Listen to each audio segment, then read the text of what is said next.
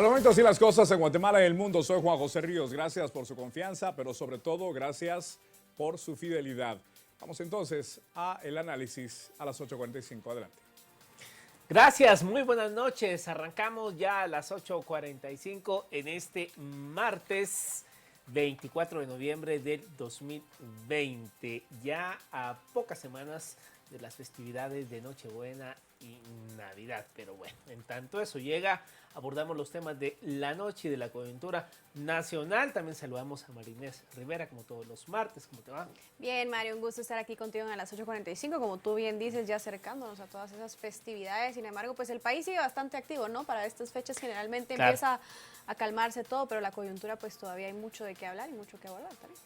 Por supuesto, y es que vamos a hablar a propósito de los acontecimientos que han surgido en los últimos días, en donde hace justamente una semana el Congreso de la República aprobaba en una maratónica sesión el presupuesto 2021 que ha desencadenado en toda la crisis que atraviesa el gobierno estos días. El presidente de la República convocó a tanques de pensamiento a una reunión hoy en Palacio Nacional para abordar el tema de redireccionar el presupuesto 2021. El presidente ya ha dicho a través de Twitter también que se quedará vigente el presupuesto del ejercicio fiscal 2020 para el próximo año. ¿Qué conlleva esto?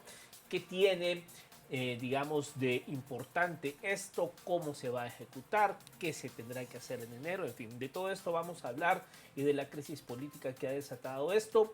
Con dos invitados esta noche, le damos la bienvenida al ingeniero Jorge Labarreda, analista del Centro de Investigaciones Económicas Nacionales CIEN, y también al licenciado Pablo Hurtado, secretario ejecutivo de ACIES. A los dos, muy buenas noches, bienvenidos a las 8:45. Buenas noches. Buenas noches a ambos. Ingeniero Labarreda, pues si nos puede empezar dándonos un poco sus impresiones respecto a lo que sucedió el día de hoy en esta conversación con el presidente Alejandro Yamatei y también sobre las principales objeciones que tenía el CIEN respecto al presupuesto 2021. Claro que sí. Bueno, primero tal vez explicar, digamos, que el día lunes, o sea, ayer, nos llegó la invitación formal. Específicamente la invitación decía que se invitaba al CIEN a participar en mesas de análisis y decía que era en un espacio abierto y amplio con diferentes sectores y tanques de pensamiento para presentar sus propuestas para revisar y analizar el presupuesto del ejercicio fiscal 2021. No, digamos, no venía acompañado de ninguna agenda, no, digamos, no venía más información que eso que les estoy mencionando. Y en nuestro caso, básicamente, pues nuestra misión institucional es proveer recomendaciones para mejorar la calidad de vida de la población y en este caso dar a conocer los resultados de análisis que habíamos realizado con anterioridad. Específicamente nosotros en octubre presentamos públicamente nuestro análisis y fue lo que fuimos a presentar el día de hoy. Digamos, la reunión básicamente inició con una bienvenida del presidente de la República en la que él pues explicó, en ese momento fue que explicó que la idea era tomar en cuenta recomendaciones para hacer una propuesta para cambiar básicamente el presupuesto que entraría en vigencia el 1 de enero del próximo año. Y posteriormente hubo una presentación breve de la secretaria de Planificación sobre pues, las prioridades nacionales, los objetivos de desarrollo sostenibles, y o sea, cuál era la orientación, digamos, que ellos habían seguido, y luego abrieron el espacio para presentar. En el caso personal, yo tenía un compromiso, por lo tanto, solicité ser el primero en presentar nuestras recomendaciones. Llevaba una presentación, pero el señor ministro sugirió que le entregáramos el informe con nuestro análisis y que le hiciera solo un resumen, digamos, de las principales recomendaciones, y así fue que procedimos.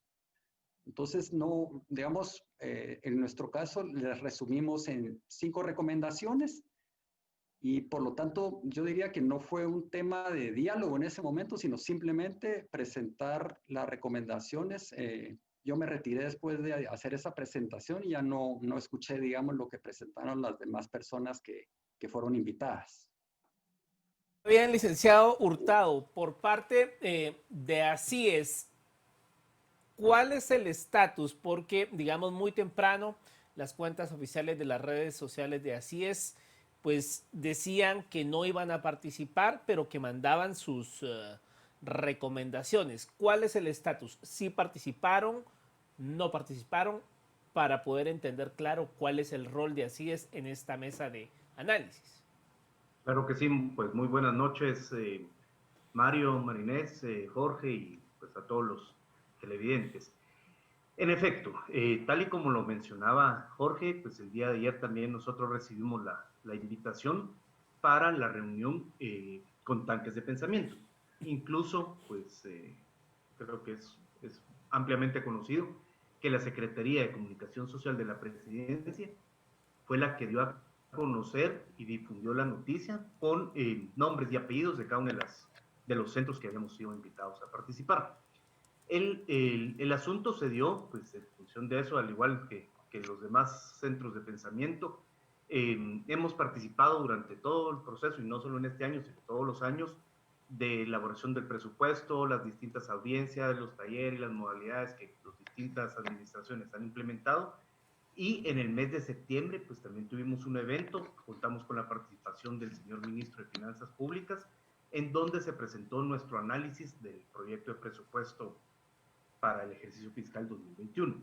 Entonces, haciendo acopio pues, de esas propuestas, de esos análisis, recomendaciones que se tenían, pero actualizados también en función de la situación que vive el país, principalmente pues, derivado de la pandemia COVID-19, que todos sabemos los impactos que han tenido, y recientemente las dos tormentas que han afectado también el país. Entonces se preparó una propuesta de recomendaciones, ¿verdad? Para ser presentadas. Esta propuesta, pues, entendemos que ha sido ampliamente difundida, la hemos dado a conocer en diferentes medios, por diferentes formas, y esa es la propuesta que pues, está contemplado presentar. Sin embargo, el día de hoy, pues al llegar ya a la reunión, pues nos percatamos que en la misma no están convocados únicamente centros de investigación o de pensamiento, como se había planteado, con lo cual ya entendíamos pues una variación al enfoque con el cual nosotros nos preparamos y con el cual nosotros fuimos convocados.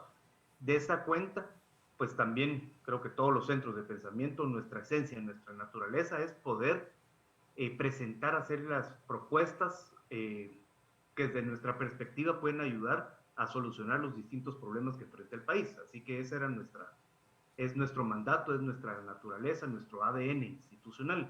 Y pues la presentación de las propuestas era lo que teníamos que hacer. Se hizo mediante la entrega física del documento que, reitero, ha sido difundido, y también pues al tener la oportunidad de intervenir, se hizo saber primero el tema de la importancia, que cuando se está hablando de un diálogo, sobre todo en un contexto, en una situación de tanta sensibilidad, por denominarlo de alguna forma, y las inconformidades que existen en la ciudadanía, pues sí es fundamental que existan dos grandes elementos, ¿verdad? Una adecuada y eficiente comunicación, una comunicación asertiva, pero al mismo tiempo también niveles de confianza que permitan llevar a cabo ese diálogo.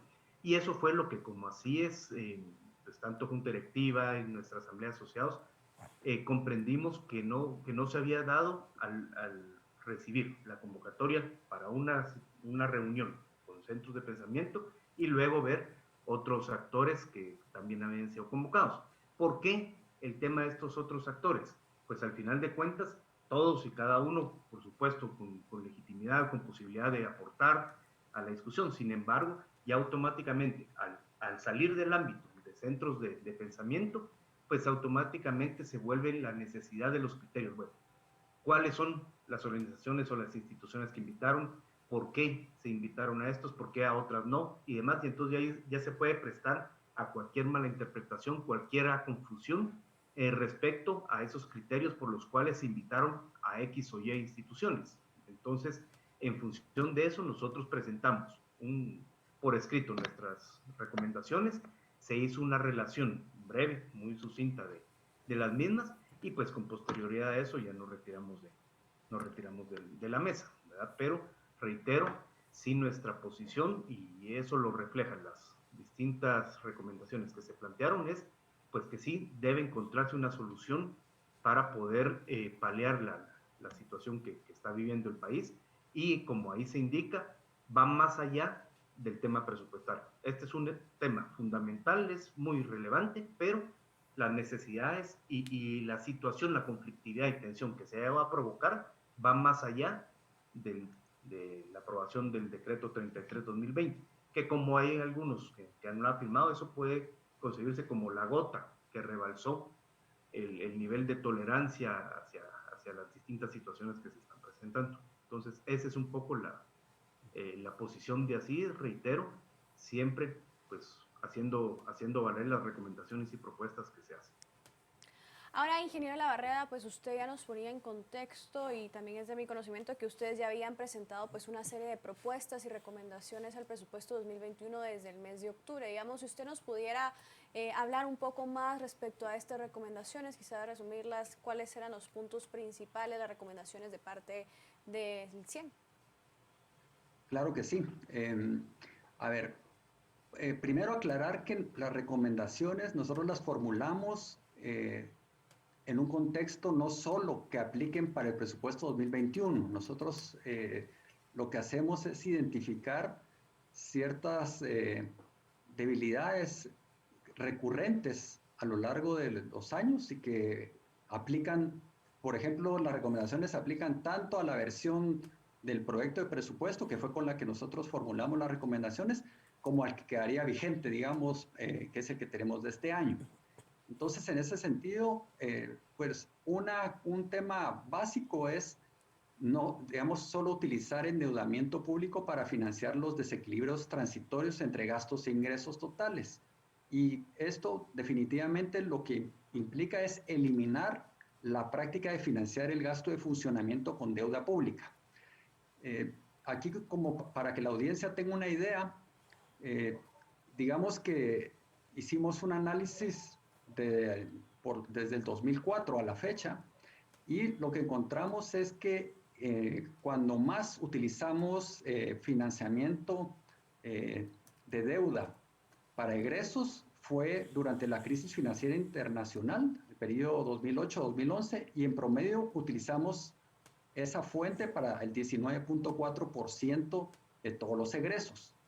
Sin embargo, en este año 2020, el vigente, y en el proyecto de presupuesto, esa cifra subió al 34%. Entonces, y digamos ya concretamente para hablar del tema del gasto de funcionamiento, en el peor momento, en ese mismo periodo, utilizamos el 5.5% de los gastos de funcionamiento financiados con deuda. Sin embargo, la propuesta que se hace en el proyecto de presupuesto era de un 13.3% con esas fuentes y en el vigente tenemos el 26.5%, algo que es prohibido por la Ley Orgánica del Presupuesto. Entonces, esa, para que tengan una idea, implica reducir en más de 8,000 millones de quetzales el presupuesto solo por cumplir esa recomendación. Luego también estamos recomendando establecer un compromiso formal para retornar en el mediano plazo a la tendencia de buscar el principio del balance fiscal que se acordó en el pacto fiscal. Y esto básicamente es una práctica que se ha adoptado en muchos países de fijar reglas que lo que hacen es mantener una trayectoria sana de las finanzas públicas y que en el caso de Guatemala pues lo estamos viendo justamente actualmente con las bajas en las calificaciones que hemos tenido y que tienen que ver con el endeudamiento que ya se ha tomado, digamos, ¿verdad? Entonces, que es importante que esto no quede como en una intención, sino que sea una regla formal. también estamos recomendando por el lado de los ingresos que se publique y se dé a conocer el modelo de estimación de los ingresos tributarios para que pueda ser revisado técnicamente y que se elimine la práctica de incluir montos significativos de recursos en las categorías de otros impuestos directos e indirectos. Esto también para que la audiencia tenga una idea, se ha utilizado estos bolsones, digamos, de otros impuestos y de hecho lo que se aprobó en el Congreso, se aprobaron 1.500 millones adicionales, un poco más de 1.500 millones adicionales en digamos, en estas categorías, que en definitiva no nos permite técnicamente determinar si es un monto factible y en la práctica son montos que se obtienen en impuestos específicos, o sea, el impuesto al valor agregado, el impuesto sobre la renta, etcétera. Entonces, que se da a conocer eso y que no se siga haciendo esa mala práctica. Luego también recomiendo, ¿perdón? No, continúe, ingeniero. Continúe. Sí. Luego, un tema con calidad del gasto público. Y aquí es básicamente garantizar que todos los programas y proyectos sustantivos que se incluyen en el presupuesto producen bienes y servicios que generan valor público.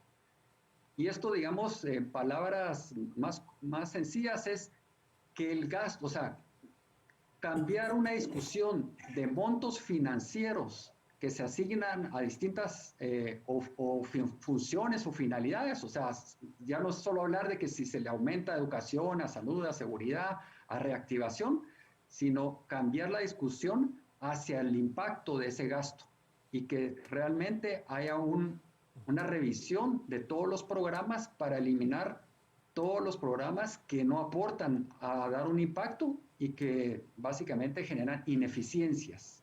Y para eso también recomendamos, en el caso de los proyectos de inversión, que se incluyan todos los documentos técnicos que respaldan que ya se ha cumplido con los análisis de factibilidad, los dictámenes favorables en el Sistema Nacional de Inversión Pública, etcétera, y que de hecho fue una de las falencias de los proyectos de inversión que se incluyeron en el capítulo de reactivación en el proyecto de presupuesto. Y finalmente, como gran, digamos, recomendación de cierre, desarrollar un diálogo fiscal integral a fin de abordar debilidades estructurales de las finanzas públicas que requiere un abordaje de mediano y largo plazos. Y esto, digamos, claramente trasciende lo que estamos hablando, digamos, del ejercicio fiscal 2021, ya que, en definitiva, hay una serie de, digamos, de otros aspectos que están señalados en nuestro informe que implican hacer reformas en otras legislaciones, ¿verdad? Temas de servicio civil, de contratación, mucho más amplio, digamos, y que son fundamentales para que verdaderamente tengamos pues presupuestos que mejoren las condiciones de vida de la población. Ahora bien, licenciado Hurtado, toda esta discusión que plantea el presidente de la República en el tema del presupuesto, y ya en sus tweets el presidente ha dicho que, pues bueno, la propuesta esta queda prácticamente muerta y se va a trabajar con el proyecto 2020. Esta discusión y estas mesas subsanan o le dan la válvula de escape a la crisis política que se tiene ya en esta semana y que al día martes pareciera que la población, el tema viene siendo los efectos de lo que pasó el sábado y no necesariamente la discusión del presupuesto 2021.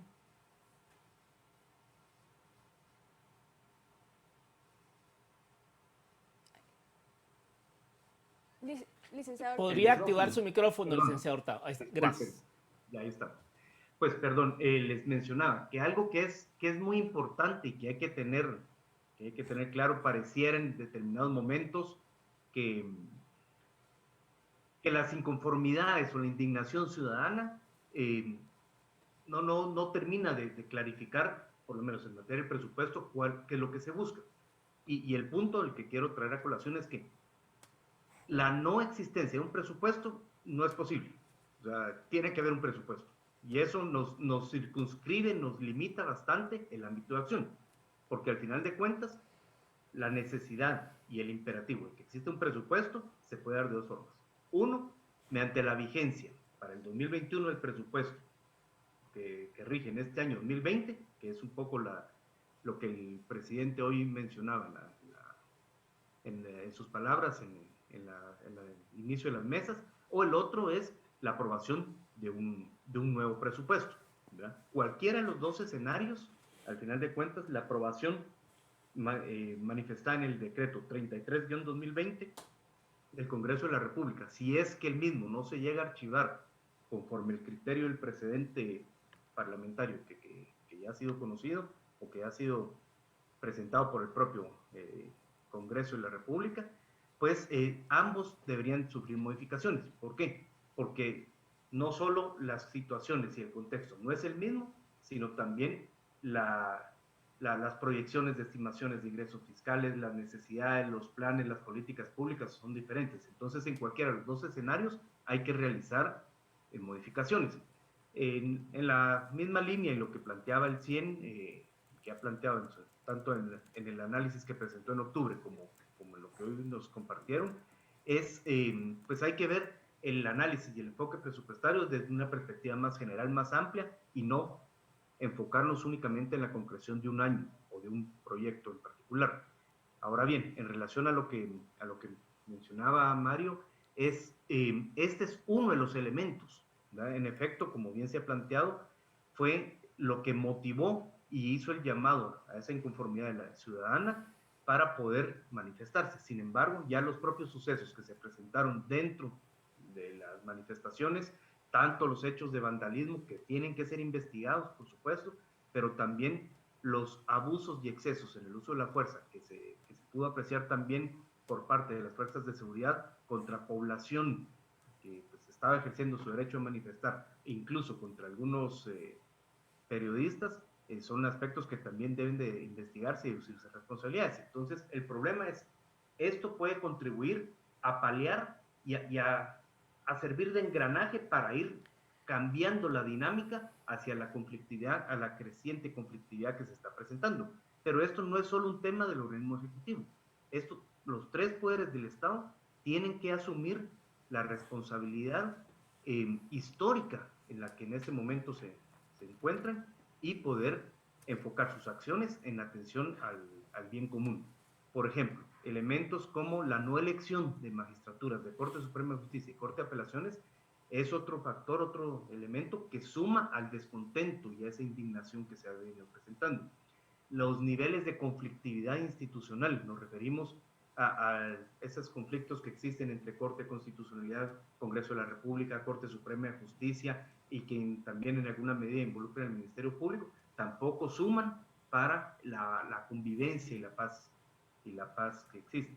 Existen señalamientos contra varios funcionarios, altas autoridades, pues principalmente en el organismo ejecutivo. Es necesario que se haga una verificación de las competencias, calidades y esa honradez e integridad de los distintos funcionarios para paliar cualquier señalamiento que pueda existir de corrupción, mal uso de los recursos públicos. Como ya se mencionó, también lo mencionaba Jorge, temas como servicio civil, el tema de las adquisiciones públicas, el asegurar dos instituciones son fundamentales también y que tienen que gozar de total independencia, pero también con una institucionalidad fortalecida y carrera profesional al interno de esas instituciones, básicamente las que tienen a su cargo el control, las instituciones constitucionales de control, le hace Contraloría General de Cuentas y Ministerio Público, para que logren asegurar que, pues en este caso, todas las autoridades públicas se mantengan dentro del marco de la legalidad. Y por supuesto no se puede dejar de lado, hacemos propio también, porque el término es el adecuado, es el correcto, ese diálogo fiscal integral en la que se refería Roberto, que es fundamental. La situación tiene que abordarse seriamente para poder hacer un adecuado análisis de los ingresos y los egresos y cuál es la relación y cuál es la necesidad en función de del país que queremos. Y reitero también muy importante no dejar de lado el tema de la reforma política. No podemos pensar en la necesidad de reforma política, ley electoral y partidos políticos únicamente cada 4 años. Esto es algo fundamental, sobre todo por esa labor que deben desempeñar o debieran desempeñar los partidos políticos de interconectar a la población con el Estado. Entonces, el tema, el presupuesto es muy importante, es relevante, pero no es el único para lograr reducir esa conflictividad y esa tensión que ha existido entre autoridades y ciudadanía. Ahora, ingeniero Labarreda, digamos, una de sus propuestas de las que ya usted mencionaba era, digamos, garantizar que todos los programas y proyectos que contemple el presupuesto pues generen este valor público, ¿verdad? Y en ese sentido pues se deben eliminar gastos que no sean efectivos. Digamos, como si usted nos pudiera ejemplificar como qué tipos de gastos podrían eliminarse dentro del presupuesto para garantizar esa eficiencia y esa calidad del gasto público, que imagino que es a lo que ustedes se refieren. Sí, digamos que lo que nosotros ya recomendamos en el documento es una metodología que implica hacer básicamente un barrido, digamos, de todos los programas y que se hagan fichas en las que se va identificando un análisis histórico y se van poniendo básicamente resultados que se van obteniendo con las asignaciones. ¿Me explico? Digamos, de hecho, el proyecto de presupuesto tiene una separata que incluye metas de producción junto con costos. Sin embargo, queda como algo indicativo y no se hace un análisis con eso. Entonces, lo que toca ahora es básicamente tomar y encontrar duplicidades. Digamos, el resultado de uno aplicar esa metodología es básicamente quitar traslapes y, digamos, cuando varias instituciones tienen programas similares, con misma población objetivo, entonces eso es una manera de forzar técnicamente a que vayan, digamos, definiéndose, bueno, quién va a atender a esa población. Si no se tienen, por ejemplo, se va a identificar casos en los que no se tiene claro cuál es la población, entonces que se siga, digamos, un proceso en el que se depure, digamos, cuando se tienen registros inadecuados. En fin, digamos que es más que decirle, digamos, es tal o cual. Digamos, le puedo decir ejemplos que hemos tenido claros. El programa de fertilizantes, por darle un ejemplo, fue un programa que solo con analizar el diseño se podía ver que era un programa que no tenía impacto, porque por diseño, digamos, se daban los mismos fertilizantes a distintas zonas para distintos tipos de siembras y que básicamente las cantidades no respondían, digamos, a las áreas para las cuales se quería cubrir. Y, digamos, terminaba siendo un programa clientelar que lo que quería era maximizar la cantidad, digamos, de beneficiarios. Entonces, esa misma metodología, si se aplica, como les decía, en todos los programas que tienen las instituciones, permite ir haciendo esa depuración. También hay una metodología que aplicamos como 100 en el Ministerio de Gobernación no hace mucho, en el cual, por ejemplo, se identifica dónde hay potencialidades de ahorro y se encontró en el tema de combustibles, el Ministerio de Gobernación, bastantes millones, digamos, que se podían ahorrar, digamos, logrando el mismo resultado. Entonces, básicamente es más una metodología a seguir que nosotros señalar a quién se le tiene que quitar algo en específico. Y lo otro, muy importante, y que es fundamental, digamos, para comprender por qué, a pesar de que a lo largo del tiempo tenemos muchas administraciones, pero se repite mucho el tema, digamos, de la cantidad asignada, o sea, no, si ustedes ven, no importa quién esté, las mismas funciones más o menos se mantienen en los porcentajes, digamos, de repartición del monto total. Y eso tiene que ver por las inflexibilidades, por mandatos legales, desde la Constitución hasta leyes ordinarias, y que es algo que entra en ese diálogo que no se va a poder resolver de un año para otro, pero que sí tenemos, nosotros de hecho sugerimos ir avanzando en la metodología de presupuesto por resultados, pero para que eso tenga sentido, se tiene que ir flexibilizando el presupuesto. O sea, que si, por ejemplo, en un contexto como en el que estamos, se requiere asignar más recursos a salud porque estamos en una pandemia y eso requeriría, obviamente, obtenerlos de otras instituciones. En este caso, la manera fue endeudarnos, pero digamos, si tuviéramos flexibilidad y pudiéramos decir, bueno, en realidad, la función de, por ejemplo, gasto dedicado que tenemos un mandato, por ejemplo, al tema de ahora que no se podía hacer mucho en deporte, por dar un ejemplo, que tenemos mandato, pues o sea, hoy no tenemos cómo hacer un recorte a eso, porque hay un mandato legal de que se tiene que dar un monto determinado independientemente del contexto. Entonces, todo eso son cambios que ya implican reformas importantes. Entonces, en el corto plazo se pueden hacer muchos ajustes, como digo, pero que no sean centrados en buscar ahorros, sino que sean centrados en lograr el impacto de los programas que se tienen. Otro ejemplo, tenemos, por ejemplo, que nos hemos fijado la meta de reducir la prevalencia de nutrición crónica infantil por varias administraciones y no logramos la meta. En ese caso, hay varias evaluaciones y lo que encuentran sobre todo son problemas de diseño, de que las intervenciones no llegan a las mismas familias, digamos, el conjunto que se requiere. Y entonces ahí lo que se necesita es cambiar de una planificación institucional a una interinstitucional. Y digamos, eso es nuevamente un cambio de metodología. Entonces, digamos que se tiene que seguir un proceso serio, digamos, para lograr llegar a un presupuesto que sobre todo, como repito, sea un presupuesto que dé el resultado y no necesariamente es mejor simplemente tener un presupuesto con un déficit bajo, pero que no dé resultado, ¿me explico? O sea, el tema central es un presupuesto con buena calidad del gasto público.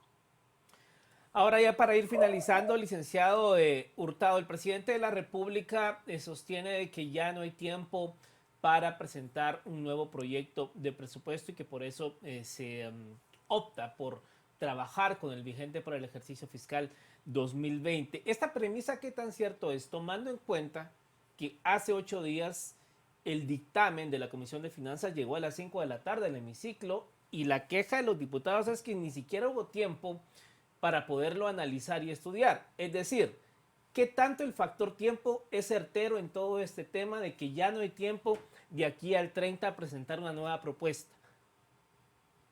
Sí, a ver, yo voy a tratar de ser bastante concreto en este aspecto. Primero, es la disposición constitucional de que si al 30 de noviembre no se aprueba un nuevo presupuesto, rige el presupuesto anterior, pues es correcta y sobre todo responde a lo que mencionábamos en algún momento, que no puede quedarse el Estado sin un presupuesto que le rija y que le permita cumplir su mandato.